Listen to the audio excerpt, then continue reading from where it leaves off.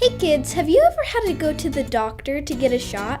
It hurts and sometimes it's really scary, but for some reason your parents say that it's good for you and will help you to stay healthy. They might sound crazy. How could something that hurts you help you? Well, in today's story, Abraham was in a similar situation. God asked him to do something really hard and scary. But he trusted God, even though he didn't understand why. Let's see what God asked him to do. God gave Abraham a son named Isaac, even though he was super old. If you remember our last Abraham story, God promised him a son. God made that promise to him when he and his wife were really old. There was no way he can have a kid. But God kept his promise and eventually gave him a son, and they named him Isaac. Abraham loved Isaac a lot. He took care of him and kept him safe. God tested Abraham's faith in a crazy way. God wanted to see if Abraham really trusted him, so he asked him to sacrifice his son.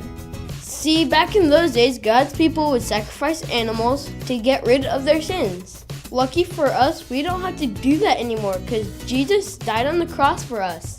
Anyway, Abraham didn't understand why God asked him to do that. Why would God give him his son Isaac only to take him away? But Abraham trusted God and obeyed him. Kids, don't worry. Abraham didn't actually sacrifice his son. God is not going to ask your parents to sacrifice you. Abraham passed the test and proved that he trusted God more than anything. Even though Abraham was really scared and didn't know why, he still obeyed God. Abraham took Isaac all the way to the place he was supposed to sacrifice him. But right before he did it, God interrupted him and told him he didn't have to and that he had passed the test.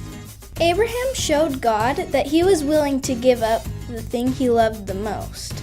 That probably took a lot of faith. Faith is in believing in God, even though we don't always understand what He's up to. Kids, God might want you to do things that you don't understand. And when that happens, we have to have faith like Abraham. Memory verse.